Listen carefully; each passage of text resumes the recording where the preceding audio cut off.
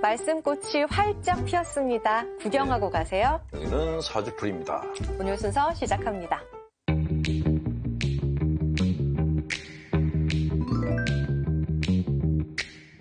말씀이 우리 곁에 계십니다. 세상의 교리. 오늘 첫 번째 말씀은 마테오 복음서 8장 2절에서 4절까지입니다. 신부님 소개 좀 해주세요.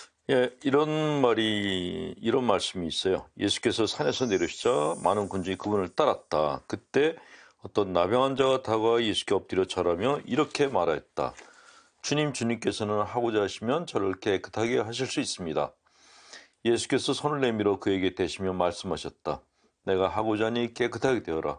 그러자 곧 그의 나병이 깨끗이 나았다라는 말씀입니다. 네, 나병 환자를 고치신 이야기입니다. 당시에요. 나병 환자는 사회적으로 어떤 존재였어요, 신부님? 불가촉? 가까이 하면 안 되는 절대 사람들? 안 되는. 지금보다 훨씬 더 그랬겠죠. 더 심했죠. 네, 훨씬. 당대 나환자들은 두 가지 그 고통을 겪고 있었는데 일단 육체적인 고통이 있었죠. 네. 근데 그거보다 더 심한 게 정신적인 고통이었어요. 그러니까 병이 죄 때문에 생겼다라는 그런 생각을 갖고 있는 거예요. 근데 이런 사고방식이 지금 가톨릭 교회 안에서도 그런 사고방식을 가진 분들이 있는데 내가 지금 병을 앓고 있는 것은 내가 지은 죄이거나 아니면 조상님들의 죄 때문에 내가 병에 걸렸다라고. 이 유대인들이 갖고 있던 굉장히 병적인 생각이거든요. 병적인 신앙인 거잖아요. 병적인 거죠. 네. 이거는 하나님의 뜻이 아닌 거죠. 그런 식으로 말하면은 지금 빛나 자매가 목감기 걸렸죠. 네. 그럼 무슨 죄를 지었길래? 제가 이렇게 물어볼 수 있다. 목에다 뭘 한 거죠? 그러니까 목감기니까 큰감기는 아니니까 소재를 지었나? 누굴 미워했나? 이렇게 말한다면 들켰나? 그러니까 이게 병이 난 걸 두고서 그 사람이 지은 죄 때문에 걸렸다라고 생각하는 사고방식 자체가 그 사람을 또 죽이는 생각이 있는데 근데 그 당시에는 그게 굉장히 팽배했던 거예요. 그러니까 병이 났는데 병을 치유할 생각을 못하고 죄인처럼 숨어 지내야 됐던 거죠. 그래서 그 당시 그 한세병 환자들은 사람들 앞에 나갈 때는 반드시 종을 먼저 쳤대요. 내가 나간다라고. 종을 쳐서 사람들이 피하게 한 다음에 그 다음에 나갔다는 거예요. 만약 빛나 자매님이 어디 갈 때 집에서 나가려는 그런데 종을 차야지만 나갈 수 있어. 그 얼마나 그 괴롭겠어요. 너무 비참하죠. 그렇죠. 그러니까 육체적인 병에 걸린 것도 힘든데 정신적으로도 사회적으로 격리되고 고립되었으니까 이중으로 그 고통을 겪었던 것이 그 당시에 한센병 환자들이었던 거죠. 네, 이런 한센병 환자를 고치신 예수님 이야기에서 우리가 꼭 배워야 할 점 뭐가 있을까요? 일단은 우리가 한센병 환자들을 보면은 이렇게 혐오감을 갖잖아요. 그 당시도 혐오감을 가졌고 지금도 비슷해요. 지금도. 근데 이런 혐오감이라는 것은 꼭 한센병 환자들에만 국한된 게 아니고 예수님께서 그 한센병 환자들을 치유해 주신 것은 인간에 대한 혐오감을 갖지 말라는 메시지를 주기 위해서 그런 치유하는 사목을 하지 않으셨는가 하는 생각이 드는 거예요. 자, 우리가 갖고 있는 그 사람에 대한 선입견, 혐오감 중에 인종차별이라는 게 있죠. 그렇죠. 만약에 흑인이 나타났어. 그러면 혐오 발언을 하는 게 깜둥이 그렇게 불렀어요. 또 유럽인들은 유럽에서 이제 축구하는 선수들을 보고서 눈을 찌른다 그러죠. 맞아요. 그것도 혐오, 자기가 갖고 있는 혐오감을 드러낸 것이란 말이죠. 이게 인종끼리도 혐오감을 갖고 있을 뿐만 아니라 이 혐오감을 부추기게 되면 전쟁이 일어나고 대량 학살을 하는 명분으로도 변질된다는 것이죠. 히틀러가 유태인들을 학살할 때에도 유태인 혐오감을 막 부풀렸거든요. 지금 그때 피해를 입었던 유태인들이 지금은 그 가자지구에 살고 있는 팔레스타인 사람들 갖다 또 이렇게 막 학살하고 있잖아요. 그게 되풀이되고 있는 거죠. 그렇죠. 그러니까 이스라엘은 자기들만 이제 피해자라고 얘기하는데 지금 이스라엘이 가해자가 되고 있다고요. 근데 그 이면에 있는 거는 사람에 대한 혐오감이에요. 이게 다른 나라 사람들끼리도 그런데 같은 나라 사람들끼리도 그렇죠? 같은 나라요? 직업. 직업에 따라서. 어떤 직업이냐에 따라서 그런가 하면은 그러기도 해요. 그러면 또 신부 퀴즈 그러면? 내시네요. 신부님. 어떤 사람들은 그러는데 네. 그러기도 해요. 그래요? 근데 이렇게 예를 들어서 우리나라에서 가장 심한 것 중 하나가 흑수저, 금수저. 흑수저 출신 직업, 금수저 출신 직업. 이렇게 나눠서 한쪽은 막 동경의 대상이고 한쪽은 네. 이렇게 무시를 하는 현상이 있는데 이런 현상들에 대해서 예수님이 정면으로 비판을 하신 거죠. 네. 그래서 그런 사람들 또한 그 심리적으로 병자이기 때문에 복음서에서 보면 예수님께서 치료를 원하는 병자는 절대 외면하지 그렇죠. 않으셨던 그런 그렇죠. 이유인가요? 그러니까 아기들이 처음에 태어났는데 갓 태어난 아기들을 보고 귀엽다 그러지 그 아기들을 보고 아유 너는 얼굴이 검으니까 너는 이렇게 뭐 제대로 된 사람이 아니야 이렇게 할 사람은 아무도 없단 말이에요. 네, 그렇죠. 가끔 TV에서 이제 그 인종별로 아기들이 나오는데 너무 이쁜 거예요. 다 예쁘죠. 다 이쁘죠. 근데 그렇게 이뻐하다가 나이를 먹어가면서 혐오감이 생긴다는 거는 이거는 참 뭐라 할까 그 혐오감을 갖는 사람이 교육을 잘못 받았거나 성장이 뭔가 잘못됐다라는 생각이 드는 거예요. 그러니까 본인들은 자기들은 괜찮은 사람이고 저 사람들은 무시를 당해도 좋다라고 생각하는데 네. 그렇게 생각하는 그 사람 자체가 괴물이란 말이죠. 그러니까 우리가 인성을 찾아야지만 네. 건강한 사회가 구성될 수 있다라는 말씀을 꼭 드리고 싶어요. 네. 건강한 인성을 회복해야 한다. 네. 네. 자, 두 번째 말씀 만나볼게요. 마테오복음서 8장 5절에서 13절까지의 말씀입니다. 소개 좀 해주세요. 여기는 좀 길어서 네. 요약해서 말하면 이 백인 대장이 자기가 데리고 있는 종이 중풍에 걸렸다는 거예요. 네. 그 백인 대장이 예수님께 와서 고쳐주십시오 그랬더니 예수님이 선뜻 내가 가서 고쳐줄게 그랬어요. 근데 백인 대장이 한 말이 정말 기가 막힌 말을 했어요. 주님, 저는 주님을 제 지붕 아래에 모실 자격이 없습니다. 그저 한 말씀만 해주십시오. 그러면 제 종이 나을 것입니다. 사실 저는 상관 밑에 있는 사람입니다만 제 밑으로도 군사들이 있어서 이 사람에게 가라면 가고 저 사람에게 오라면 옵니다. 또 제 노예대로 이것을 하라면 합니다. 라고 얘기했어요. 그랬더니 예수님이 너무너무 감탄하시면서 이스라엘의 그 누구에서도 이런 믿음을 가진 자를 본 일이 없다라고 얘기하셨어요. 네. 자, 여기서 이 백인 대장이 네. 왜 예수님이 호감을 샀을까요? 이게 중요한 거예요. 본인을 겸손하게 그렇죠. 하면서 낮췄죠. 네, 하면서 예수님에 대한 그런 무한한 신뢰를 보여줬어요. 그렇죠. 자, 네. 예수님과 백인 대장 중에 누가 아쉽죠? 백인 대장이 아쉽죠. 아쉬운 사람이 고개를 숙여야 되는 거예요. 아쉬운 사람이 내가 이거 없는데 좀 내놔봐.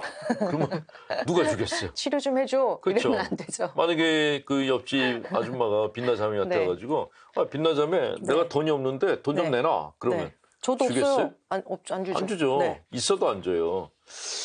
그러니까 아쉬운 사람이 고개를 숙이고 아쉬운 사람이 나한테 무엇인가 줄 사람한테 호감을 얻어내야 되는 거예요. 이게 네. 당연하다는 거죠. 네. 그래서 이 백인 대장이 네. 정말 설득의 달인이구나. 바짝 엎드려서. 그렇죠. 그러니까 얘기하기를 뭐라 그랬냐면 저는 주님을 제 지붕 아래로 모실 자격이 없습니다. 내려도 한참 내린 거야. 한참. 저까지. 네. 그러니 예수님 입장에서는 아니 백인 대장이면 장교예요. 부하들도 있고. 네. 근데 그런 사람이 와서 납작 엎드렸어. 그것도 자기 문제가 아니라 종 때문에. 종 문제. 종을 챙기려고 자기 체면을 다 버린 거예요. 그래 예수님이 보기에는 와 이거 진짜 상남자다. 상남자가 주먹 휘두르고 네. 돈 자랑하고 뭐 그런 놈들이 아니에요. 네. 이렇게 자기 식솔들을 세세히 다 챙기는 게 그게 상남자란 말이죠. 근데 그런 상남자의 모습을 이 백인대장이 보여준 거예요. 네. 아쉬운 사람한테 어떤 태도를 보여줘야 되는가와 상남자라면 어떤 모습을 보여줘야 되는가를 정말 적나라하게 보여준 게 이 백인대장이라는 생각이 드는 거죠. 네. 네. 그래서 백인대장을 굉장히 높이 평가하셨다. 그렇죠. 이 백인대장은 정말 지금도 우리들이 본받을 만한 사람이다라는 생각이 들고 네. 이런 백인대장 같은 자세를 가져야지 사업에서 성공할 수 있고 인생에서도 성공할 수 있다라는 말씀을 드리고 싶습니다. 네. 시청자 사주풀입니다. 안녕하세요. 저는 70대이고 올해 중3이 되는 손자가 있습니다. 딸이 일을 하기 때문에 가끔 딸네 가서 살림을 도와주고 아이도 챙깁니다. 그런데 손자 녀석이 몇 달 전부터 제 말이 잔소리라며 듣기 싫어하고 그만하라고 합니다. 안 보면 모를까 보이는 걸 놔둘 수도 없고 그래서 이야기를 하는데 듣기 싫어하니 화가 나고 서운합니다. 제가 많이 이해하고 참았다가 이야기하는데도 잔소리로 들리나 봅니다. 어른의 이야기를 무시하는 손자와 제가 사이좋게 지내려면 어떻게 해야 할까요? 나이가 70이면 저하고 동갑인데 아직 나이도 그렇게 많지 않은 분인데 일단 70대하고 중3하고 네. 문화적인 차이가 얼마나 날까요? 저는 이 사연을 보면서 무슨 생각을 했냐면 대화가 안 될 것 같은데. 당연히 안 되겠죠? 제가 있는 성당에 네. 그 유치원에 초등학교 들어가기 전 단계인 애들이 다녀요. 네. 그 유치부라 그러죠? 네. 걔네들도 이제 학년이 3개가 있어요. 그러니까 나이들이 아마 4살, 5살, 6살 그렇게 될 거예요. 그러니까 한 6살짜리들은 좀 어른스러워. 네. 근데 5살짜리들은 조금 약간 어려.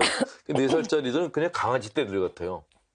근데 이제 학년이 올라가서 4살짜리 애들이 들어왔어요. 그러니까 막 어리버리하게 다니잖아요. 네. 5살짜리 애들이 이렇게 보더니 요즘 애들은 왜 저래? 5살짜리가 4살을 보고 요즘 애들이래. 야, 이게 1년을 가지고 네. 애들도 이렇게 따지는데 70이고 네. 지금 중3짜리 10대 아니에요, 10대. 60년이 차이가 나는 거예요. 60년이면은 세대 차이가 나도 너무 많이 나는 거죠. 그러니까 일단은 제가 자매님께 얘기를 드리고 싶은 거는 네. 세대 차이가 많이 날 때는 어린 친구들한테 무슨 얘기를 하시면 안 돼요. 입을 꾹 다물고 있어야 돼요? 그렇죠. 입은 다물고 주머니를 여시는 게 좋아요. 제가 어떤 나이 든 가수가 그런 얘기를 하더라고요. 젊은 가수들하고 잘 지내는 가수인데 네. 비결이 뭐냐 했더니 입은 다물고 주머니에 열면 된다고. 실제로 주머니는 닫고 입만 열면은 다 도망가요, 다 도망가. 더군다나 중3은 이게 워킹 범이라 그래요. 걸어다니는 폭탄. 자기도 아내가 막 터질 듯이 복잡해 죽겠는데 네. 70명 할머니가 잔소리를 하니까 네. 터질 것만 같죠. 그러니까 중3짜리 애들은 안 건드리시는 게 좋아요. 안 건드리시는 게. 그래도 사이좋게 지내고 싶다. 네. 그러면 어떻게 해야 되냐면 사이좋게. 잔소리를 하시면 안 돼요. 그럼요. 잔소리라는 거는 네가 잘못했잖아 라고 손가락질하는 거예요. 그 손가락질 받아가지고 기분 좋은 사람이 누가 있겠어요. 없죠. 70을 먹어도 아이고 70 먹은 할머니가 왜 그렇게 살아? 이런 얘기 들으면 다 기분 나빠요.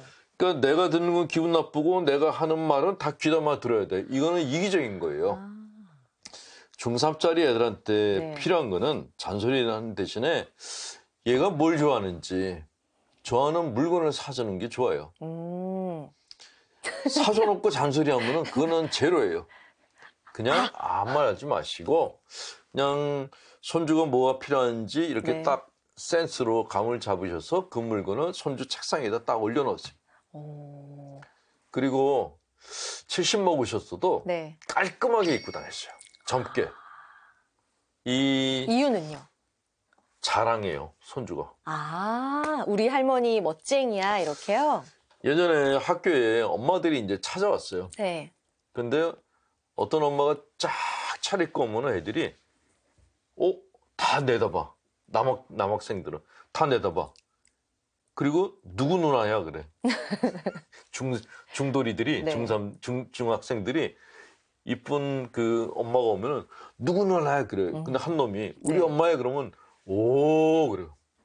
걔가 못생겼어도 엄마가 이쁘면. 네. 할머니도 마찬가지죠. 할머니가 계속 잔소리만 해대고 그냥 꾀지지하고 다니면은 손주가 우리 할머니라고 얘기 안 해. 도망가지. 이제 가끔 딸네 가서 이제 도와주시면서 볼 때 이제 속이 터지니까 말씀을 하시는 건데 저는 저도 중학교 3학년짜리 딸이 있는데 저는 폭탄이? 웬만하면 피해 다녔습니다. 폭탄?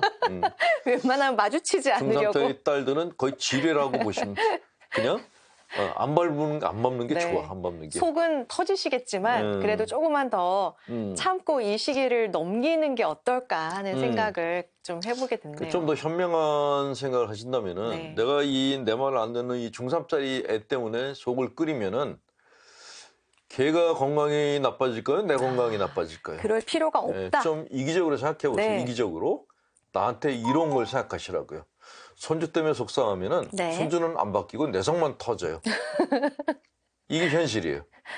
그럼 어떻게 살아야죠? 손주에 대한 관심을 끊고 오로지 내 행복만을 위해 사셔야 돼. 손주가 자빠져서 뭐 하건 네. 상관없이 그냥 내버려 두세요. 네. 걔는 할머니 애가 아니야. 할머니가 아니라 자매님 애가 아니에요. 네. 자매님은 이미 자식을 다 키웠고 지금은 그냥 손 띄고 내 시간을 가지고 즐길 시간이에요. 나이 70이면은 아직 90세까지 20년 동안 놀 날이 남았는데 이 손주 새끼 때문에 그 시간 다 꺼먹고 속 터지고 그런다면은 그 시간 낭비하는 거죠. 딸만 도와준다 생각하고 네, 관심을 안 가지시는 게 방법일 것 같네요. 자, 이렇게 자매님처럼 여러분도 게시판에 속이 답답한 점 올려주시면요. 신부님께서 현명한 답을 또 해주실 겁니다. 오늘 여기서 인사드릴게요. 감사합니다.